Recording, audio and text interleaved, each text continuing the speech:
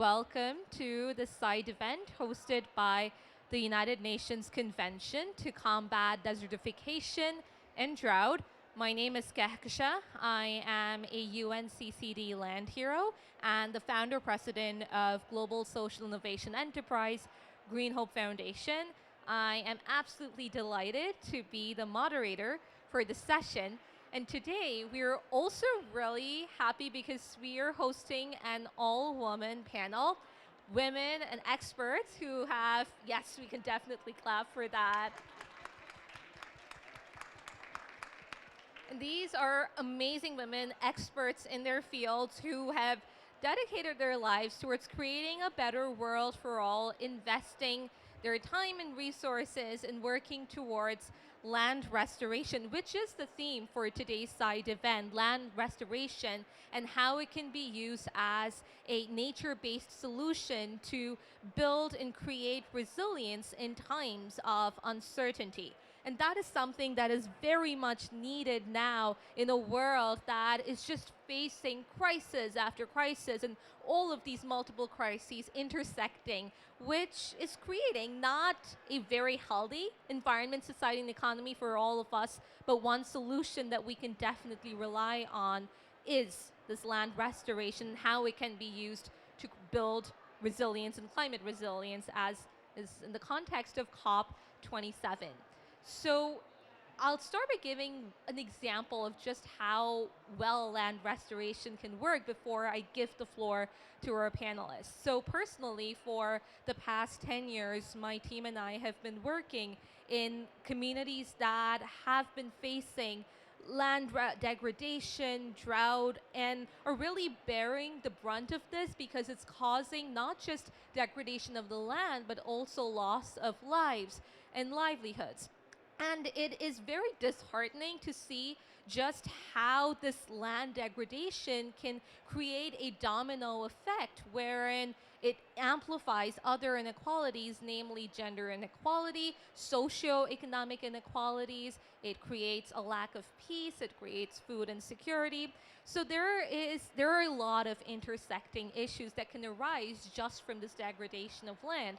But all hope is not lost because there is the power of humanity that exists, the power of people, where we can come together as one humanity to restore this land. And that's exactly what my team and I have been doing for the past decade. One example that I can give is the solution, the technological solution that we've implemented in some of the agriculture-based communities we work in, called agrivoltaics, utilizing the dual use of land for both agriculture and for energy, wherein in this way we're not only able to restore the fertility of the previous fertility of the land, and that creates food security, but at the same time you're able to empower the people who benefit from the land, and that creates peace, that creates gender equality, because a lot of these communities, when we're working within them and we're implementing these projects, we're able to increase women's access to land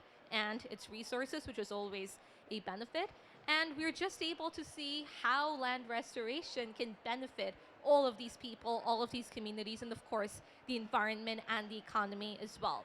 So that is why I'm so enthused to be moderating today's panel, because we're going to be hearing from these amazing panelists who are doing work in their own spheres of influence, in their own fields, to work towards land restoration. And I can't wait for you to hear their perspectives as well.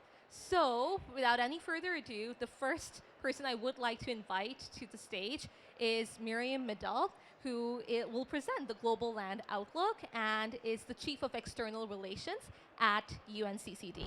So Miriam, the floor is yours. Thank you, thank you, thank you, Kikashan, very much. And before I start, I would like to actually thank the GCF and the GEF for hosting the Rio Conventions Pavilion in their space. For the 3 Rio Conventions, it is okay.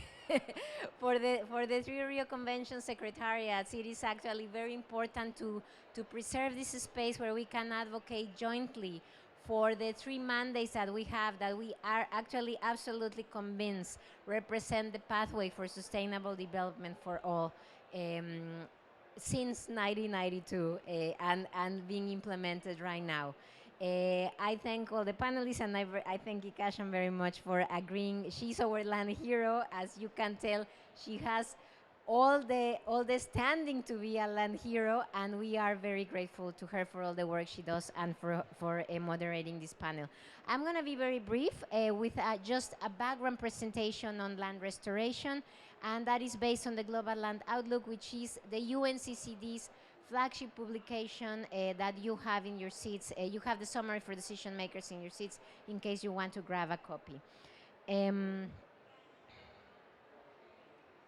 And I will begin. We are very happy. We produced our second edition of the Global Land Outlook in March earlier this year as the curtain raiser for the COP, the Conference of the Parties of the UNCCD, which was held in Abidjan in May 2022. It is not such an enormous undertaking as the Climate COP, but however, we are very proud that we were able to celebrate a conference in Africa, in a nation that actually depends a lot on agriculture, and we were able to shed a little bit of light on these type of problems. My convention, otherly known as the little sister of the three Rio sisters, supports countries and communities with the rehabilitation, conservation, and sustainable management of land and water resources, leading to improved living conditions. So it is actually a very important convention with 197 parties, just as CBD, just as climate change, and its mandate is to support parties that are experiencing conditions of desertification and drought, but also making the point on the sustainable management of both land and water. For us, when we were preparing the Global Land Outlook, we decided to go into the recovery and resilience. It was the middle of the pandemic, so we figured this is actually a good opportunity to see how policy-wise land restoration could work for recovery and resilience. And actually, the results were very heartening. At the beginning, the diagnosis is, everybody knows, we are facing a confluence of crises. We have the pandemic, and then it has merged with global changes in climate, land, and biodiversity. We know, thanks to the scientists, that we are reaching catastrophic tipping points in the 9 planetary boundaries. And they are really bringing humanity to their peril. I mean, I haven't read the ones that we have actually surpassed, and you will see that biodiversity loss, land use change, and the nitrogen and phosphorus cycles and climate change are very much related to land degradation. Land resources, very clear: soil, water, biodiversity are the foundation of life on Earth and are the foundation of human life on Earth. We cannot exist without land. Roughly 43 trillion US dollars, or half of our economic output, is reliant on natural capital. And I can provide even a more striking figure: 99% of all the materials that we require to exist, our calories, our clothes, our homes, 99% of the material comes actually from the land. Up to 40% of the global land area is degraded as a consequence of that. And this has declined productivity, which affects half of the global population. So the numbers are really very striking and very gloomy. Now, the solutions. The cost of future pandemics, according to a study that we researched, could be as much as 2 trillion US dollars, but just for 1% of that cost, of the cost of recovery, the world could prevent the pandemic at their source by protecting and restoring nature. We all know COVID is a zoonotic disease, so by protecting nature, we will be able to protect ourselves from future pandemics.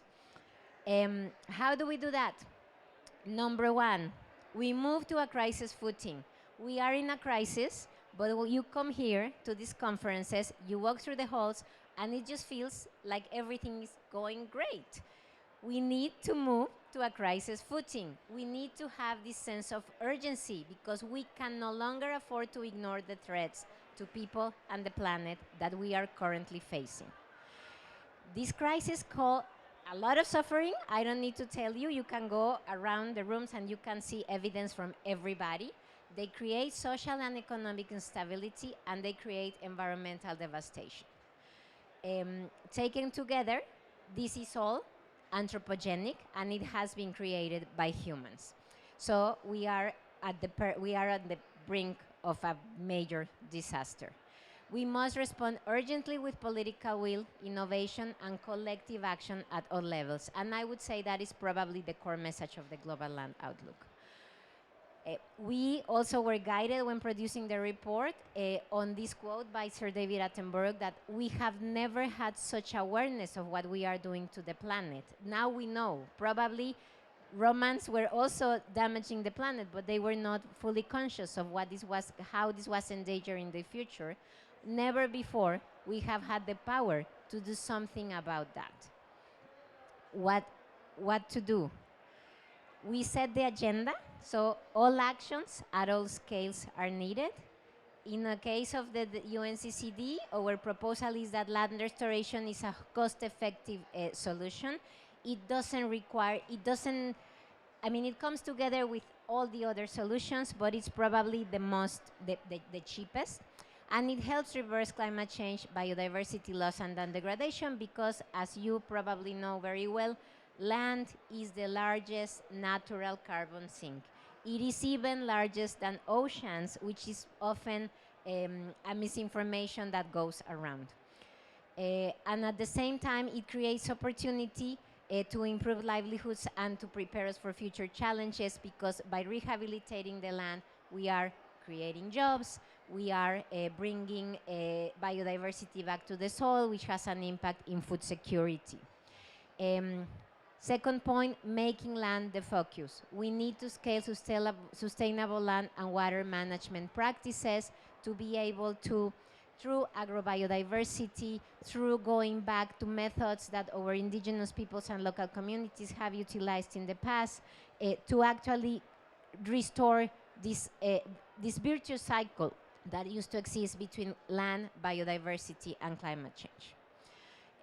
Land is the operative link between climate change and biodiversity loss, and it connects the carbon and the species, and land management and restoration is a cost-effective way to tackle all these crises. The efficiency gains of joint land, climate, and biodiversity action underscore the benefits of bringing the three Rio Conventions rather than pursuing their objectives in isolation. And here I go into the synergies of the Rio Conventions and the very essence of having events in our respective COPs together, because what we observe as secretariats is that you have these silos where the national focal points belong to different ministries, often do not know each other. The climate negotiator has no idea what happened in the COP in Abidjan, and probably this year they probably have an idea of biodiversity because of the post-2020 biodiversity framework, but before it probably was not the case. And then with the targets and with the mandated and legally binding contributions, we are also observing the same. So the nationally determined contribution is this beautiful pledge that has nothing to do with the Aichi targets and that has nothing to do with the land degradation neutrality targets. So it is really cost efficient and very urgent that we actually bring these three together at the national level. The most important, the link that can bring all of this together is to transform food systems.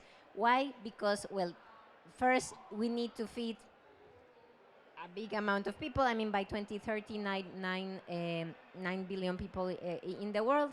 And then because the food systems affect the three crises that we are talking about. The proposal, regenerative agriculture practices, which would be the single greatest contribution to the success of the three agendas, and Kikashan was just talking about that, and it also has a lot of social benefits. Targeted incentives and investments can shift food production from being the primary cause of degradation to becoming the catalyst for land and soil restoration. So here we are talking about the very, very difficult conversation that governments need to have about going against perverse subsidies and incentivize the private sector to move towards this type of business model. Putting people front and center, and Kikashan also made a reference to that. Otherwise, what are we talking about? I mean, and often I don't think that happens a lot in the climate context, but in the land degradation context, we often tend to forget that we're actually, yes, we are talking about land and we're talking about water, but in reality, we are talking about people.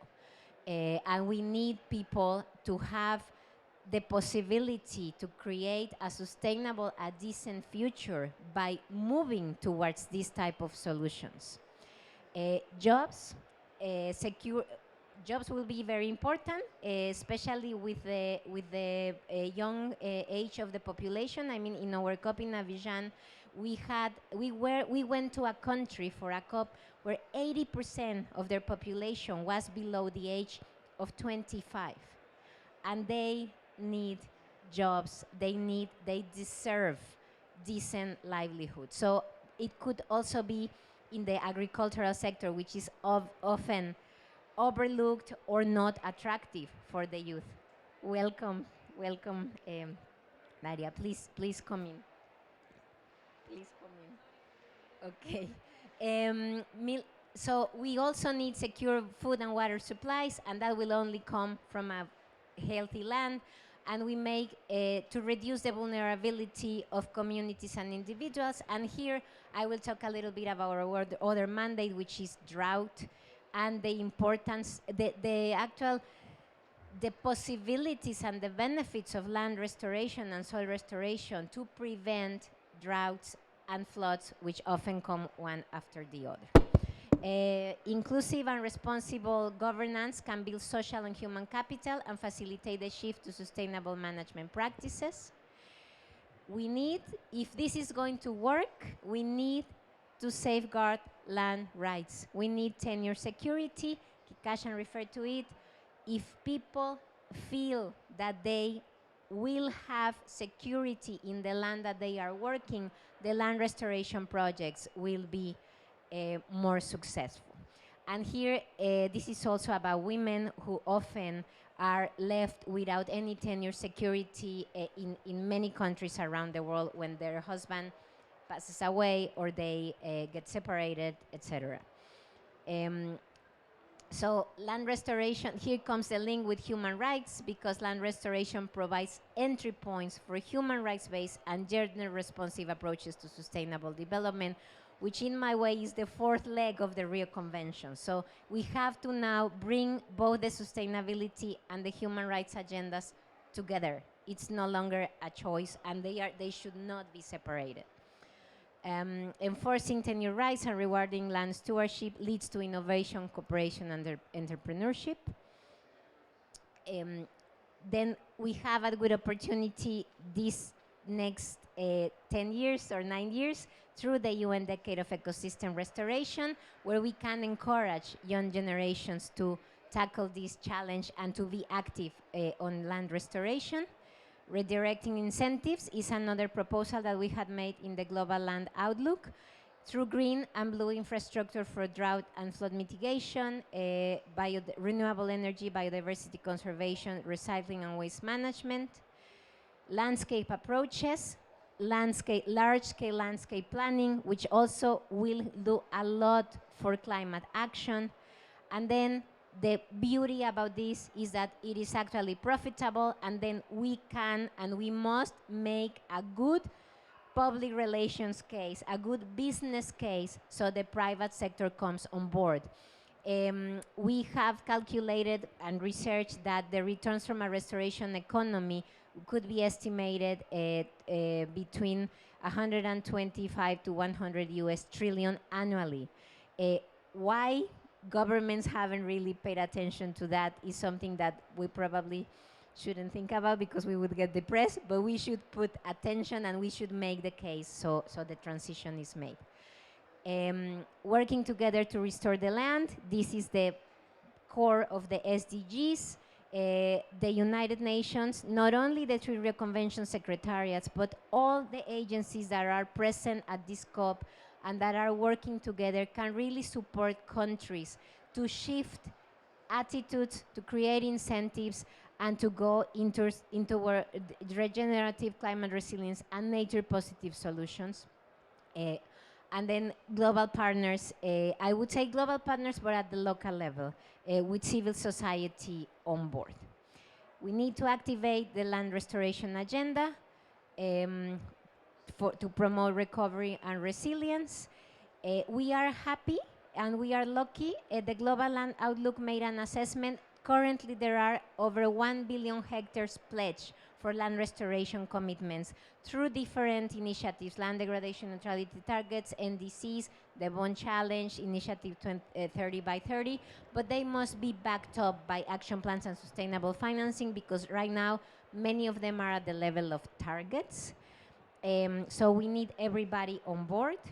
It is a shared responsibility. Everybody has a role to play because we all have a stake. I wouldn't even say in the future, we have a stake in our present. So we can make the investments, we can make the right decisions, and that will determine our quality of life. The opportunity is now. Thank you very much.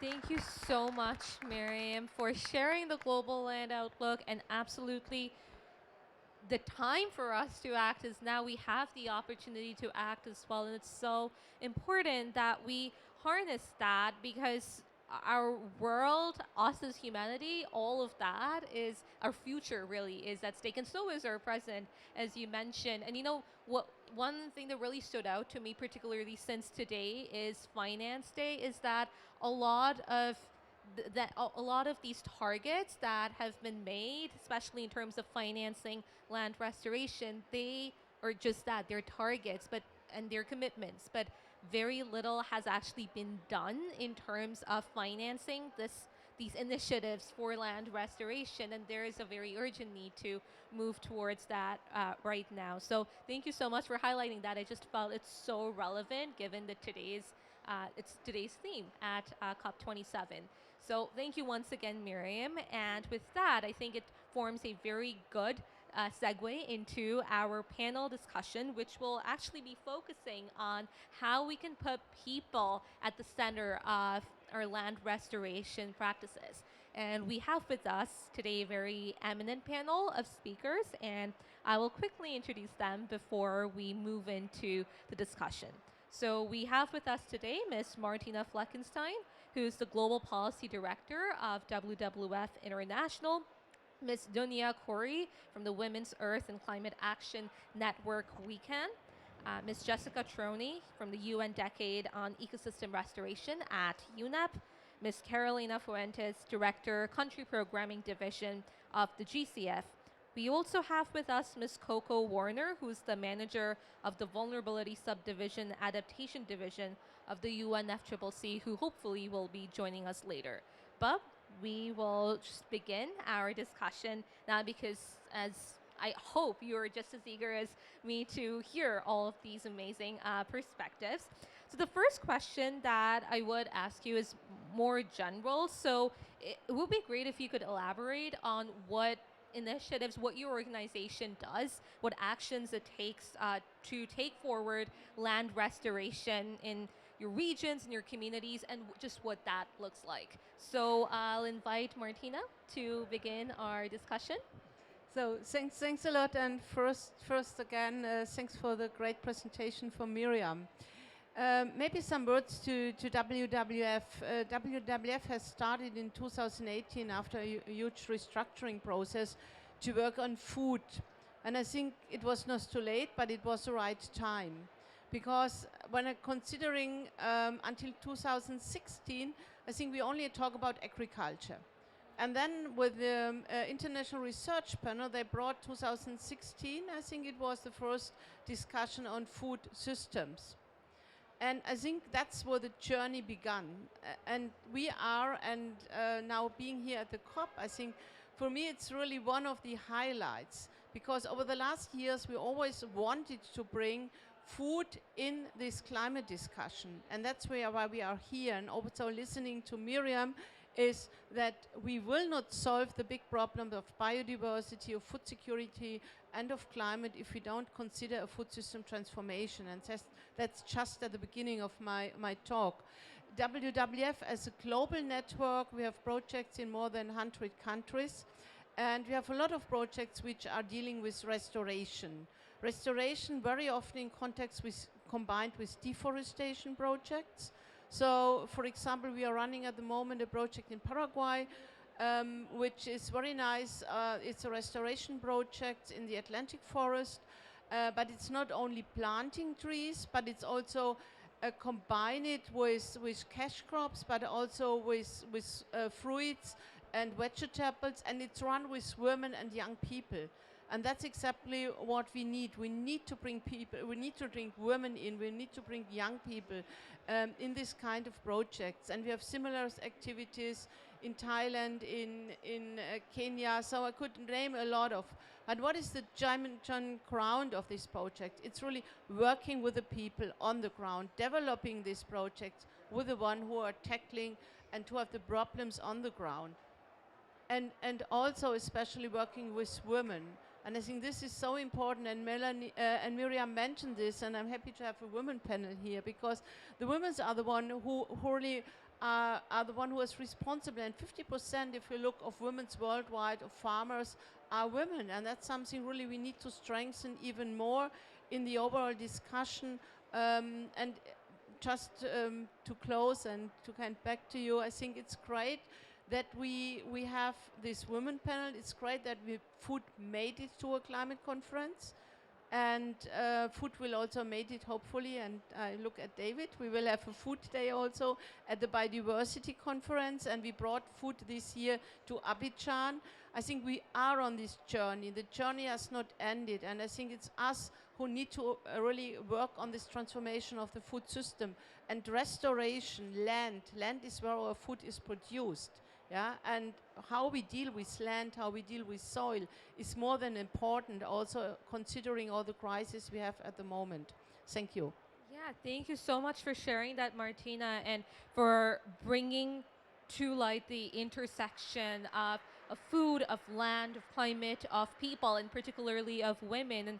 And to your point of women just constituting 50% of all farmers. Most of the communities that we work in, we've seen that although women are there as farmers, they get paid less than half of what the men get paid. And it's just this huge disparity that exists, where women traditionally have taken care of the land, tended to the land, and it's been very, very successful, but they're still not recognized as leaders in terms of how we can ensure land restoration, achieve land degradation neutrality. So there is a very urgent need for that transformation, and it's just heartening to note we're having this dialogue here today. So the next speaker I would like to invite is Dunia. So same question, would love to know more about what your organization is doing, land restoration, how you're putting people first in this regard. It's fine? Yes. You can. So I'm very glad to be with you tonight to speak about our initiative. Here I am representing the weekend initiative of the FAO, and this initiative that is bringing together the women of the South, where they have a lot of dry lands. So this initiative is supporting the women to come together to make a real change in their communities, and supporting the women to be to arrive to the policymakers, like such conventions. So it's very important initiative, which is regrouping now around 200 women from the South countries of the South. So this is very important issue that can, because we need in land restoration, we need the strong women to be there and to make really a change, a real change in their communities. Because when we have the conventions, we need people to bring these conventions on the grassroots. So here we are speaking about the grassroots.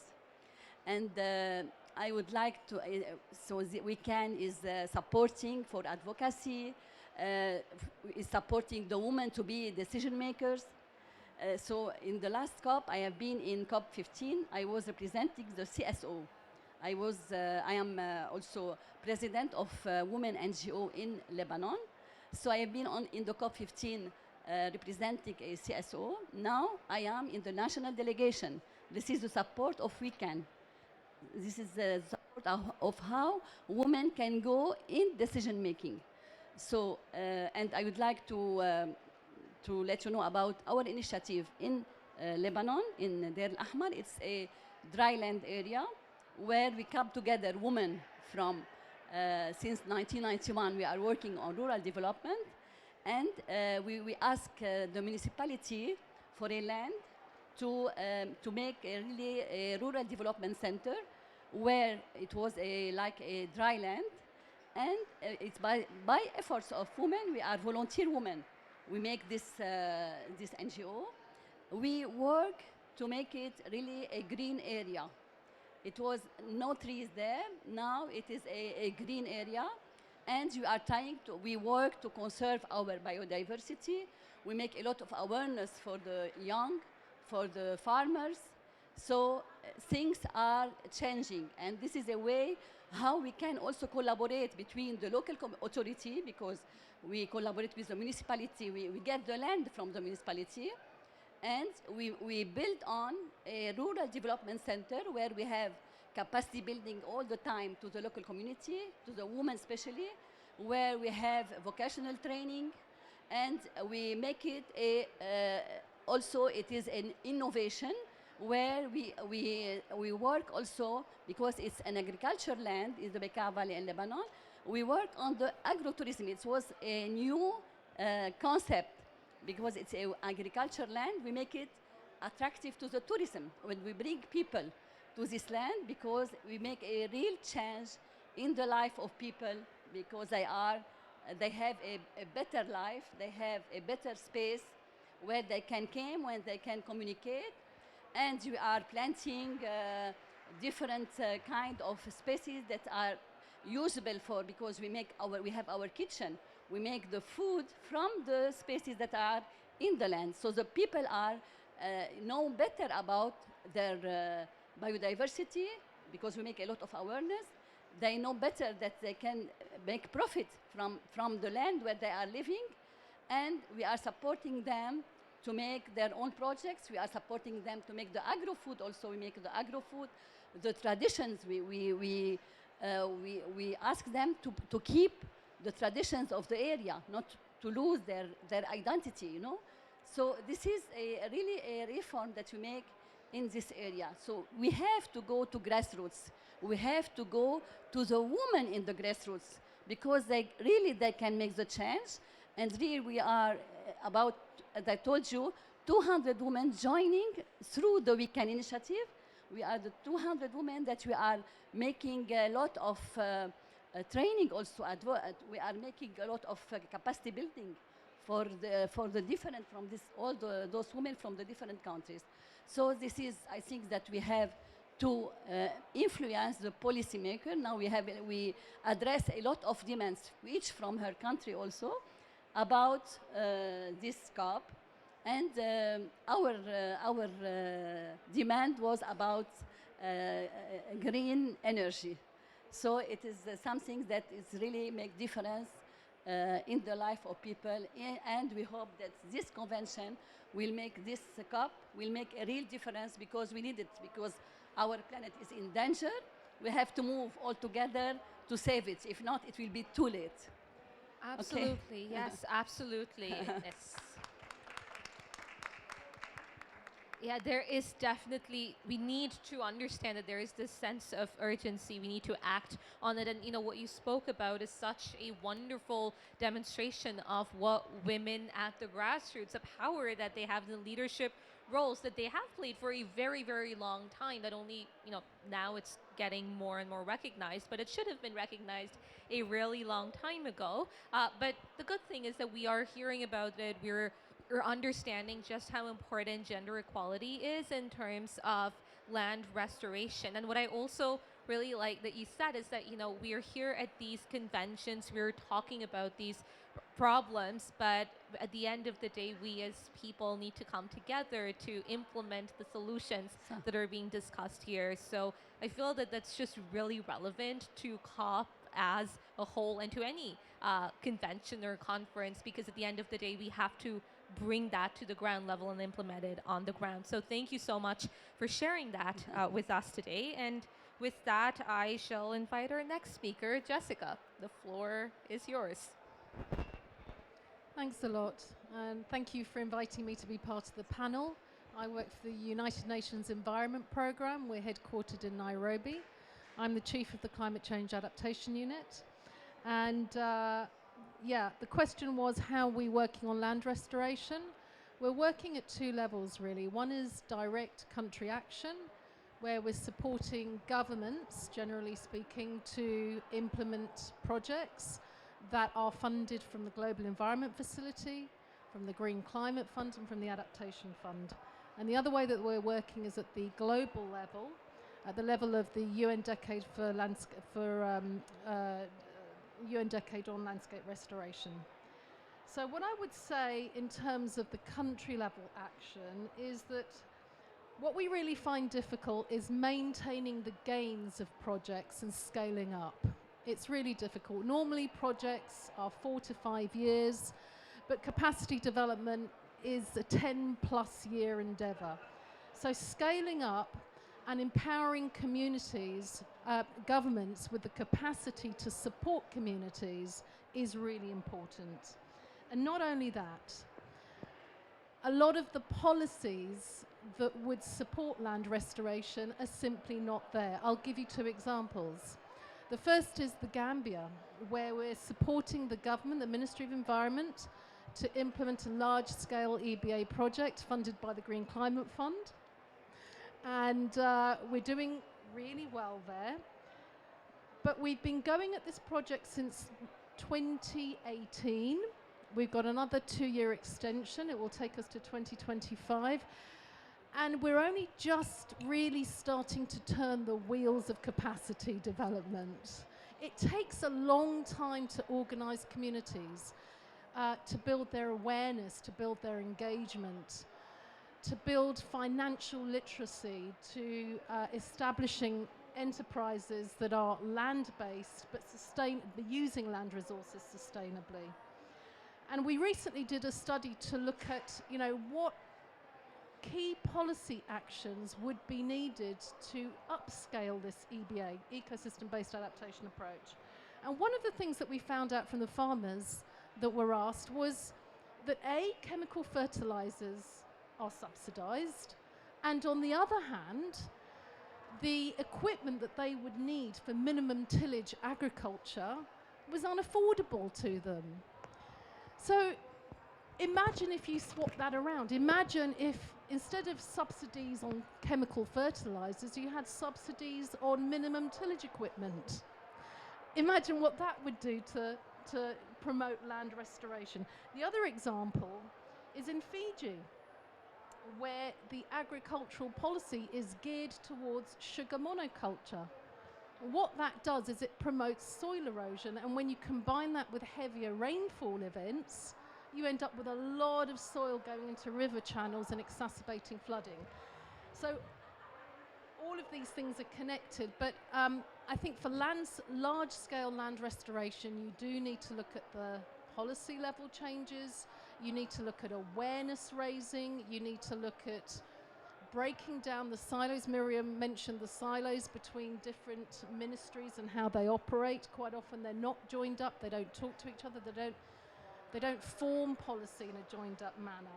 So all of these things need to be tackled. I fully agree that focusing at the community level and designing projects that are focused on people's needs is absolutely essential, but we also need to look further up the chain to government, capacity, policy, fiscal, the fiscal environment, the tax and regulation environment. And then just a few words on the UN Decade for Restoration. It was established by the UN General Assembly in 2019. It was launched in 2021.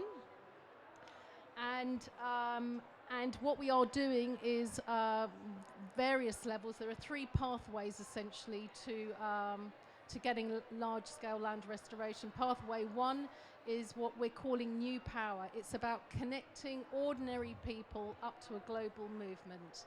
And we're doing that through the Rio Conventions, through the multilateral environmental agreements. They're all partners, through web-based approaches. And things like setting up challenges. So we're reaching out, this is together with FAO, we're reaching out to all sorts of entities, encouraging them to take up a restoration challenge that would, propel action on awareness, on policy change, and such like. So we've got various of these challenges that are being developed at the moment. We've also got a series of flagships, restoration flagships, 10 of which have been selected for launching at the CBD COP on Restoration Day, the 13th of December. So all of that is in the making, and we're hoping that this will provide the sort of global glue and driver to raising awareness, because that's also really what's lacking, is the political will to invest in land. And finally, let me just say that land restoration has the potential to reduce emissions by 12 gigatons. And 12 gigatons is about 37% of the gap that's needed to reduce emissions to 1.5 degrees centigrade. So it is a significant part of the puzzle. Just to give you an idea of what that means, 1 gigaton is equivalent to about taking 80% of cars off American roads. So if you multiply that by 12, you can see the potential. And the good thing with land restoration, as Miriam has said, is that it has massive co-benefits. Many millions, billions of people depend on the land for their livelihoods. And so it has massive sustainable development benefits. Thank you very much for your attention. Yeah, thank you so much, Jessica. And what stood out to me from what you said is that very often when we're working towards land restoration and implementing projects, it does take a really, really long time.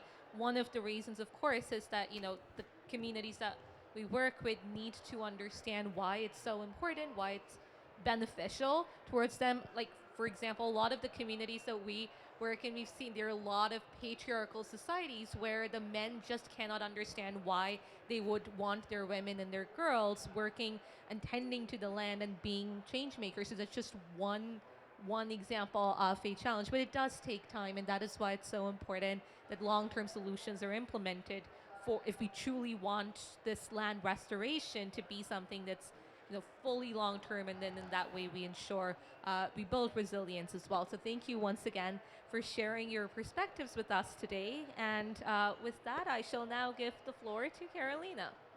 Thank you very much, and I would like also to start by appreciating UNCCD for convening this panel, this all-female panel, and also for leading the way in bringing the Rio Conventions together, and also all of us as stakeholders, because we're part of the solution to land restoration and to ecosystem restoration. Now, in terms of how the GCF supports as well in the context of our mandate, and also in terms of funding proposals, land restoration, perhaps first to give a little bit of context on where we are as an organization supporting the priorities of countries to date. The GCF has grown to become today the largest climate fund globally. We have a portfolio of the size of $11.3 billion. supporting 209 projects across Africa, Latin America, the Caribbean, Asia Pacific, Eastern Europe, basically all across the globe.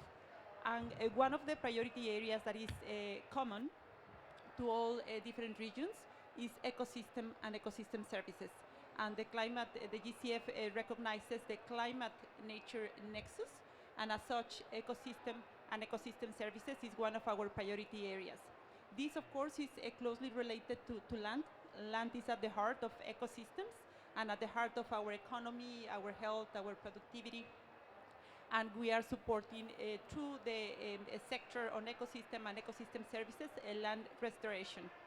Also, it is important to note that when we speak about land restoration, this is not confined to a specific sector.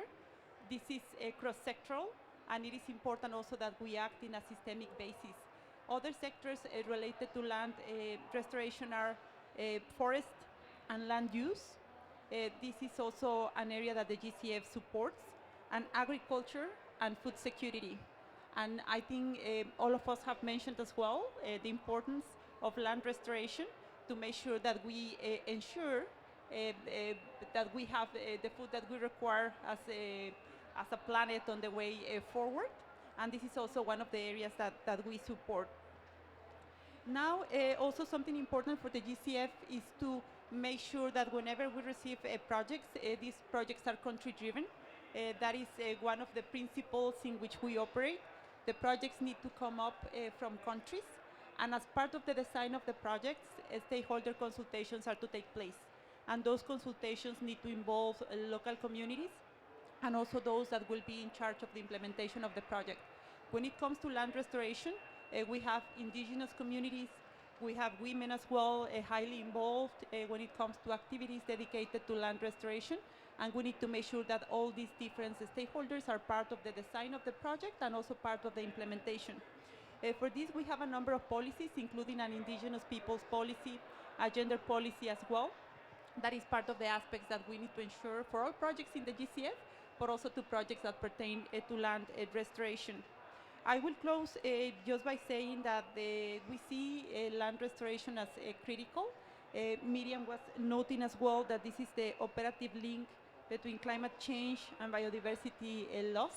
We see that these projects are cross-cutting and they are attending multiple crises converging at the moment, including climate change and biodiversity. And therefore, we really believe that there is a need for us to identify the benefits that acting on land restoration brings, and on that basis also making sure that the financial flows are made available to support these priority actions and to make sure that we create the capacities at the country level for that. I will stop here, but happy to provide more details. For sure. Thank you so much for sharing that with us. And I just love how you said that what we all have in common is that we are dependent on our ecosystems, we are dependent on nature, and I feel that that's something that we often forget. So with land restoration, that is one way to kind of restore that connection that we as human beings have with nature, and that's something that we're talking about it here. It's something we are doing today, and of course doing in our own spheres of influence. So thank you so much to all of our panelists for sharing your perspectives in that first round of questions. Before I open it up to the floor for questions, there is one very quick question that I would like to ask all of you in relation to today's theme. So, you've talked a lot about the amazing work that all of your organizations are undertaking. So in the context of COP as a climate change conference, what steps do you feel we need to take in order to accelerate the actions in the implementation of these actions in terms of land restoration, climate action, and action to mitigate biodiversity losses?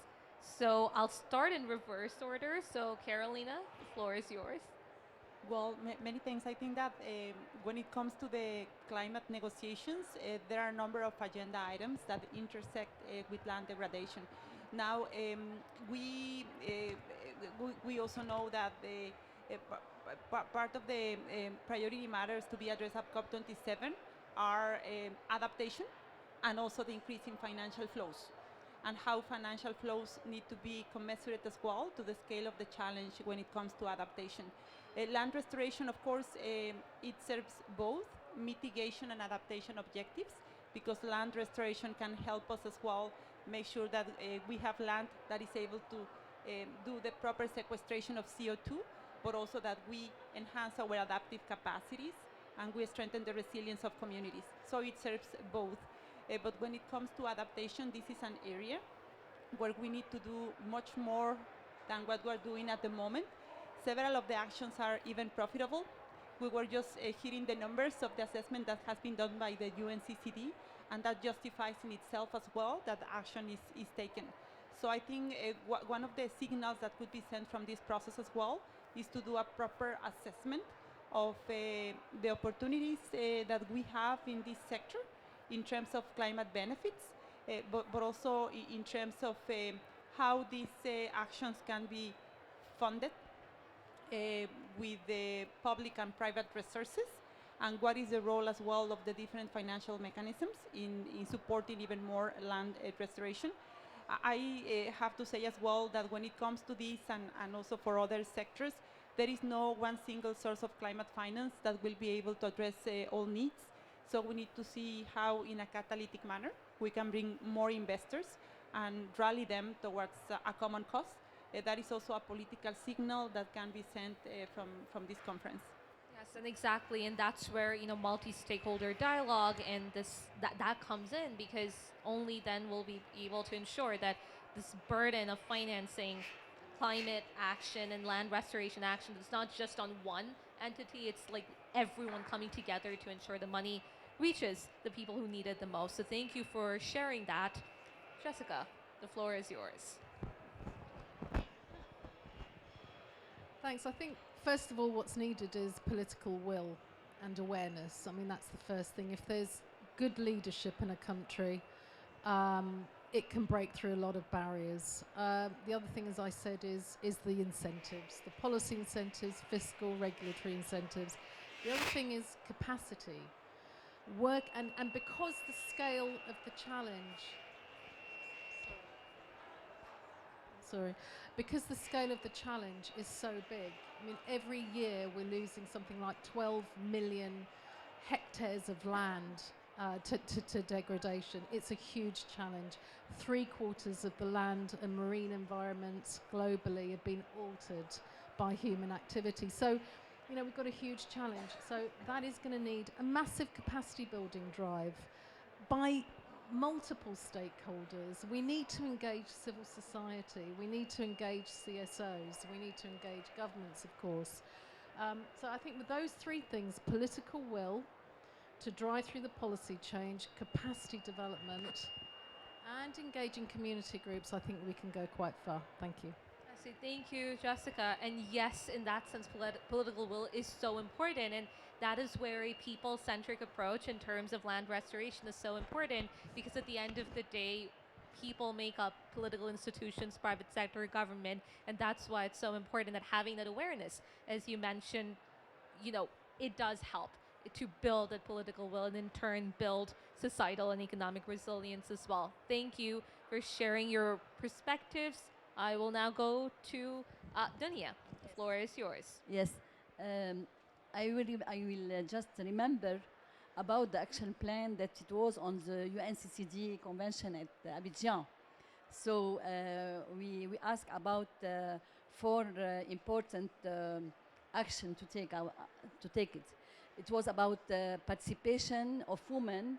It is the implementation of the gender action plan. So we took 4 priorities for action, which are participation in decision-making process. So women, we are so far from decision-making, especially in our countries, in the development countries. So we need to be in decision-making, really, because all decisions are far away. And the women economic empowerment. So if the women economic empowerment, the women's land rights, we ask for the land rights for women. So if you want to make land restoration, we need the land. So the women don't have the land. How should they go to make the restoration? So this is one of the priority also, and access to resource. of course, for women, and women access to improved knowledge and technologies. This is will help and support women to be really active and have a role in land restoration, and it could make a difference in their life and the life of their communities and of their families. I think that could be very impressive to take it and implement it during our UNFCCD now, FCC. Thank you so much. Yeah, thank you. And absolutely, I think I just love that, you know, without access to land, we can't really have gender equality. Women can't actually work on land restoration. So access, their rights, access to land is just so, so crucial in this dialogue. So thank you for highlighting that. And with that, Martina, the floor is yours. As before I go, what I expect from the COP, some reflections on the panel. If we talk about finance, I think the big problem we have that all this finance mechanism and donors are really very slow steamboats. If you apply for funding and it takes 5 to 8 years, it's too long, and the urgency is really, we have the urgency. And that's really a problem. That's one problem on the financing. And the other problem is, yes, the governments have to endorse, for example, by the GCF or GEF, but in the end, how is the money going to the farmers? And when I was talking with farmers, and we had a dinner yesterday night, where were women, and she said it's so hard to bring really the money on the ground, yeah? And then they have small projects, and they're running out after 1 year. So, and that's only with the problem, and it's where we still are in a dilemma. So we have these big pledges, we have the millions, the billions, we are committed, but I'm still think they are not getting on the ground in the right speed and the right time. And that's just something in all this discussion to look for solutions. And it's also national donor money took very long. What I expect from the COP here, we have one big discussion, and this is the Coronivia Joint Work on Agriculture, where soil and restoration plays a role. And it's not clear how the future will look like, and it's a big discussion, and I hope that at the end of this week we will have a way forward, because agriculture is the only sector which is under the convention. And the other topic, and this is Miriam talked about, other nationally determined contributions.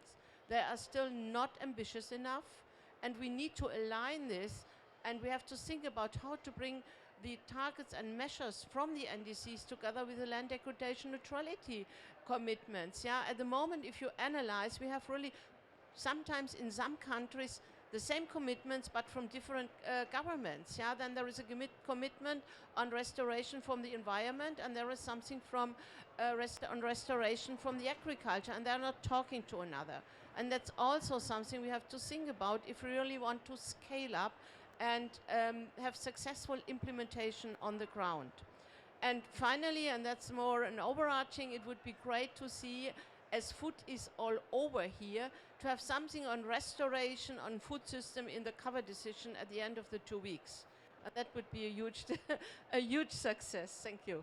Yeah, thank you so much for sharing that. And often people do forget just how interlinked food systems and land, how interlinked they are. So definitely, and to your earlier point about the funding just being so slow, as you know, as working with a grassroots organization, that's something that we absolutely resonate with, because you know, we work on the ground, we continue to work on the ground, but we hear all of these commitments being made, and then we wonder, where is the funding? There is no funding on the ground. So that needs to be talked about, and that needs to be acted on. Thank you so much for bringing that up.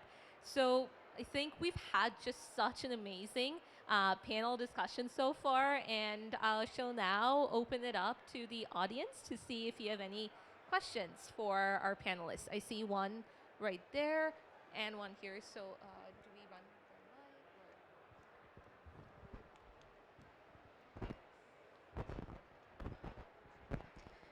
the mic? Good evening, everybody. Thank you very much for the panelists. It was very interesting, and really we feel proud to have some such pioneer women in this field. It's very nice. First, let me introduce myself. My name is Sausan. I come from Lebanon. I work in one of the leading NGOs in the country in land protection and restoration. I just want to talk about the speed between land degradation and land restoration. And this really is very challenging for us as grassroots organization. We've been working for the last 28 years in initiatives supporting inland restoration and different across the country. However, we always have the feeling that the minute we step out, we don't have sustainability as enough, and we don't have what you talk about, which is very important, the scalability. And this is because of two reasons.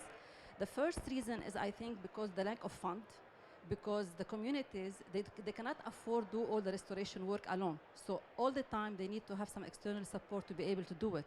And the second one is the real political will, not the cliche and just the talks, and not really doing things that are really in the heart of the policy and in the heart of the change.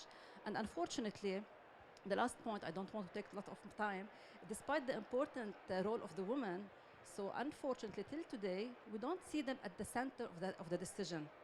So we see them like more activist practitioners.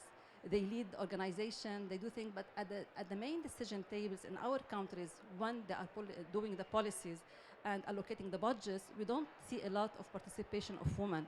So I hope with COP after COP, we'll be able to reach there and really be able to do some sustainable change, not just momentum, and especially that the speed of degradation is huge. And now with the financial crisis, we are having a new trend. It's true that we have, because of the financial crisis, we are witnessing now a trend of people increased interest in land. But this interest in land is for quick win. So they are misusing the lands instead of restoration. So for a quick win, they are destroying the lands instead of building it and protecting it. So thank you very much. Yeah, thank you so much for sharing that with us. Couldn't agree more. We do need more women at the decision-making table. And yes, we do need to accelerate literally all of our actions that we're taking for land restorations coming in from various fields. So thank you for sharing that with us. I saw your hand raised. So do you have a question? Hi there. First of all, congratulations for putting together such a refreshing panel this evening. It's been really good to hear all the smart and on-point contributions from the panel members, so thank you very much for that. My name is Stephanie Feeney, and I represent the organisation Restore. So we're a digital hub for land restoration and conservation work.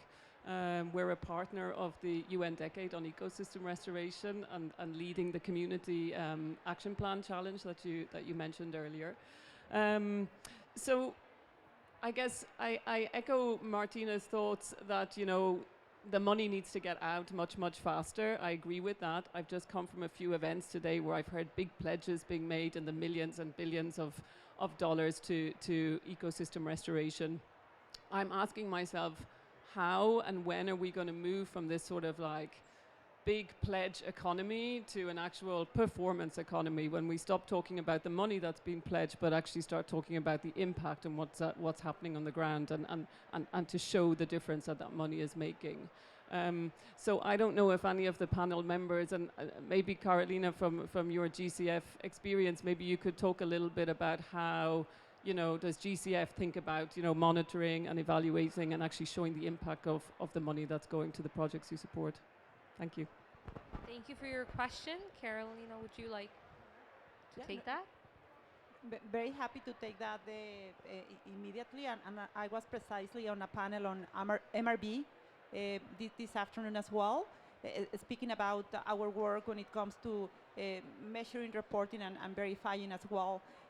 When it comes to climate finance, there are two dimensions that we need to tackle. First, the climate finance component of the intervention. And in the case of GCF, well, that relates to our investment priorities. Those are climate related. And also the second important dimension is in relation to impact, the impact that the actions are having on the ground. And that goes to your point as well, from moving from the pledges to the measurement of impact. Now, in relation to impact, we agree at the project level on a series of indicators, and those indicators are an integral part of the project. The indicators need to be as well monitored during the life cycle of the project. We need as well, one of the requirements is that we have a report about performance, so we can measure how the project is doing in relation to the indicators and the targets that were agreed when the project was approved. And there is also an evaluation that takes place at the mid part of the cycle of the project. So we make sure if there is a need of adaptive management measures, so we can bring the project towards successful completion. That is part of what we do in GCF. Of course, that is at the project level. We also add up the results at the aggregate level. That is at the level of the portfolio. So we can have an idea of the impact that the GCF is having in the overall portfolio. Some of the challenges that we have faced, because there are challenges, are in relation to the alignment between the system and the requirements of GCF and the MRB systems at the country level. So that is one of the areas also that we are trying to address. So there is increased alignment. And also another challenge is the availability of data. There needs to be credible data that fits into the monitoring system so we can have a real and a credible understanding of the impact. For that, we are providing capacity building through our readiness program. And we also try to make sure that our entities and our countries have the resources they require for a strong and robust reporting. But not, thanks for your question, and happy to elaborate further on MRB in particular. Thanks. Awesome, thank you. Carolina, would you? Yes. Thanks a lot for that question. I think what's needed is a realization that for countries at the lower end of the development scale, speed and impact are probably inversely proportional. You know, you can't rush capacity development. You know, it does take time. You have to build trust, you have to build capacity, you have to build social organization, you have to build systems, management systems. It takes time, but if you lay the foundation, it will continue into the long term. But what I think is a problem is that it takes a long time to get projects developed, and I don't believe that projects are the answer.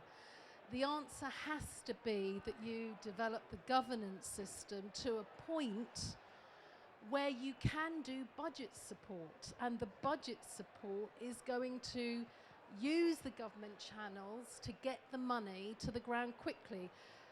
In theory, but there are lots of gaps everywhere, and that's why we have to work on the governance frameworks, on the connections between the national and subnational. It's critical. What I would like to see, and I throw this out as a challenge to the GCF, is I would like to see, for the first cohort of projects, the Gambia project that I mentioned is one of the first projects to be approved by the GCF as a full funding proposal. It's been extended till 2025, but it will come to an end. And what I would like to see is an expedited way of scaling up a project like that. In fact, today I was having a meeting with a Minister of Environment, and she asked me, what happens when this project ends? And that is an issue. And I think that it's actually quite a successful project, all the more so for being a least developed country. And I would like to see a way of channeling money to proven concepts, if you like, to scale them up quickly without having to go through a 4-year project development cycle. Thank you. Thank you so much for your answer. Martina? Okay, yes. Maybe a short answer. I think this scaling up and extension of projects is more than important, because then you have already setting the ground, and very often the donors want always to see something innovative and new, but you don't need, we know what we do, yeah? It's more this really, if you're already on the ground, if you have worked with the communities, with women, with the local people, just scale up and extend. That's one thing. And the other thing is sometimes it's small money we need. We don't always need 10 millions to implement, yeah? Sometimes it's hundred thousands, but these small grants always are even not that very often, yeah? So that's the other thing, and also make people available or able even to apply for funds. Yeah, we are in a lot of discussions when it's about GCF and said, even governments said this is too complicated. We cannot apply because the whole technical knowledge you need to have is not available. And this is also a discrepancy between the north and the south. I would say we in the north, we know already a little bit better what's happening on. I have the feeling when I look to our national offices in the south, there needs still, even within our WWF, a lot of support to follow all the rules, regulations, monitoring systems. This is already a science by themselves, yeah. And that's where we need to build up if we want to scale up and really get on the ground, yeah.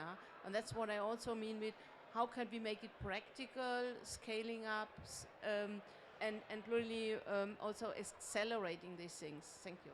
Yeah, thank you so much for sharing that. Yes, I think that does deserve a round of applause. But and also just to add, there's the language barrier that exists as well, particularly in terms when you're applying. It's a lot of it is in English, and obviously that's not the only language in our world. So thank you actually for bringing that up. Dania, would you like to? I would like to add, we are speaking about women leader. So we need women leader to build on such projects, to be able to make the partnership, to build on such initiatives. So it's very important to have women leader to be able to implement the projects and to follow up on the ground. Absolutely, couldn't agree more. Thank you for sharing that. Are any other questions? Yes, you did that. I think it is crucial to involve the private sector. That is just one thing that kind of tends to go out of our minds. It has to be a profitable equation, and they have to come on board. I would say, along with women entrepreneurship and youth. We call them, in our process, we call them landpreneurs. But it has to be a profitable equation for them. And then maybe down the road, we will not be needing to be relying on the financial mechanisms of the convention.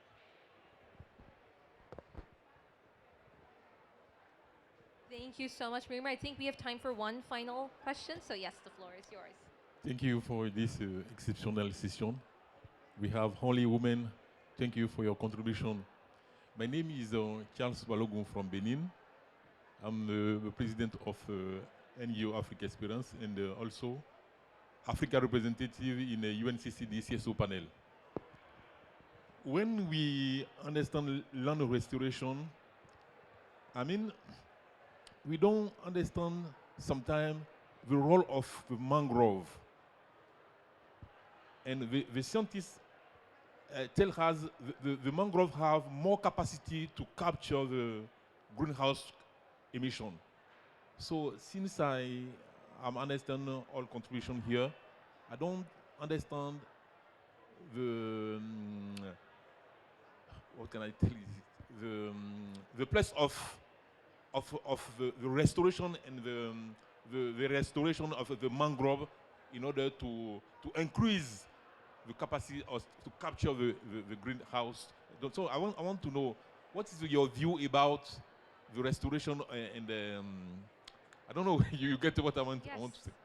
Absolutely. If you don't mind, I can just start it off. I think that's such a wonderful point you make, because with Green Hope Foundation, one of our primary areas of action is mangrove restoration, where we've planted more than 30,000 mangroves now all across the world, from small island developing states like Suriname and Kiribati to areas in the Middle East as well. And now our mangrove restoration projects are done in Liberia as well. So, that is very, very important in terms of, that isn't talked about very much, and just how important mangrove restoration is in terms of land restoration as well, particularly since mangroves do grow in intertidal zones. So I'm really glad you brought that up. That's something that my team and I are working on in terms of land restoration. So I hope that does answer your question a bit about what is being done in terms of how mangrove restoration and land restoration are interlinked. So hopefully that is something that can be scaled up as well in terms of discussion and in terms of action as well. So that's from my side. Would anyone else? like to answer that question? One additional point. I think just widening out your point a little bit, there's a massive under-awareness of the value of trees. Massive. I mean, UNEP has got a really great foresight brief. If you don't know the foresight briefs, they're very short briefs on a particular topic. They're on our website. There's one on trees. And I would really encourage you to read it because it's got some fascinating facts and figures on how much trees transpire and bring on rainfall. It's huge. The cooling capacity of a tree is equivalent to 2 air conditioners running full time. It's huge. I've even seen some recent research on the value of forests near a coastline in reducing storm damage. It's got something to do with wind, wind direction and intensity. There are so many facts and figures about the value of trees that policymakers are not aware of. Yet we know that when we're walking in a city with plenty of trees, it's cooler and more pleasant. We know that. But policymakers don't necessarily place a value on that. Mangroves is another example. I've seen a figure in Mozambique, the value of mangroves in reducing storm damage by 90% as long as the mangrove depth is more than a metre. So I think there's a massive lack of awareness, and I did raise this as one of the barriers, and I'm hoping that the UN Decade on Landscape Restoration will help to break through some of those awareness barriers. Thank you. Absolutely, and to that point, yes, they do act as the mangrove especially as natural barriers against natural disasters. In some of the communities we work in, it does quite literally protect the land and the lives and the livelihoods of the people. So thank you so much for your question. Any other burning questions? Okay, we have time for a very quick one, so we will take both, and then I'll give it to the panel.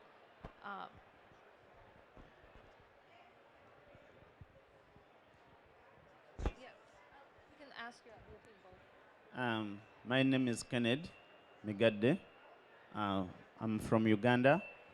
I work with T9 MBO Foundation. We plant fruit trees there.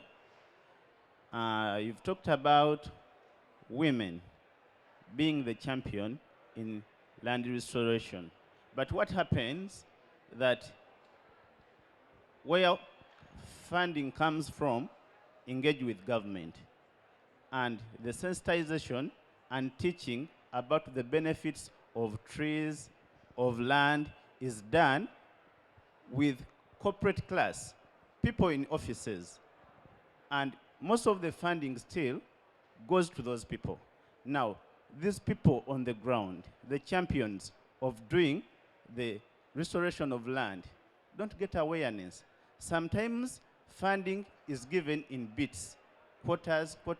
Now, the first quarter will go to the government officials. The second quarter still will go to the government officials. At the end, funding ends up not reaching the exact people. Then the other thing the other lady talked about was the system of getting funding. This money is to fund the people on the ground. But the system is so complicated. To apply for funding, it's so tricky. And what happens? People will not apply for the funding. Okay? And when some wise people in government see the chances, they will apply for that funding, but they will not take it to do what it takes to do. Thank you so much. Thank you so much. And Thank you. I'm Sakura from Japan, and I'm a student and studying geospatial analysis. And my question is, what do you think are necessary to make people aware of the importance of land restoration, especially in the economy? Because the land has a high potential to reduce greenhouse gas emissions and the disaster risk, but it doesn't come up this effect doesn't come up in the short period. So I think the true land value is underestimated. So I want to ask about the how to raise awareness of land restoration in the economy. Awesome. Thank you so much.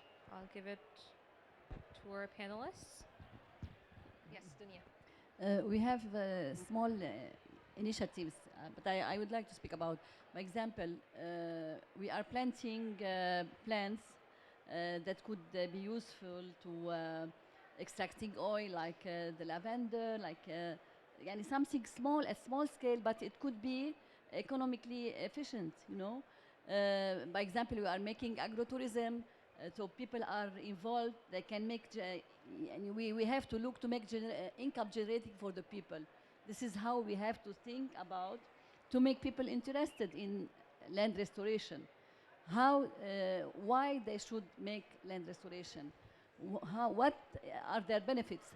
So we have to build projects, especially for youth. She speak about the youth and the women. These are the two categories, the most vulnerable. So we have to think about projects generating income for the people of the land, of the community. They can stay, they can take care of their land, and they can generate income. This is, and it is a way to think in rural areas, at the grassroots levels. So this is how we can build small projects, but generating income for the people. Awesome. Thank you, Dunia. Would any of our other panelists like to? Yes. Thanks.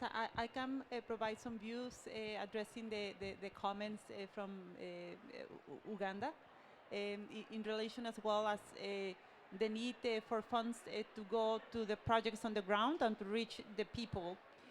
Just to mention as well that in GCF, what we're trying to do as well is to provide guidance to the national designated authorities. Those are the counterparts at the country level, in terms of engaging stakeholders, and not only stakeholders that are in charge of the implementation of the project, but involving those also that need to be part of the design, and that needs to go beyond government.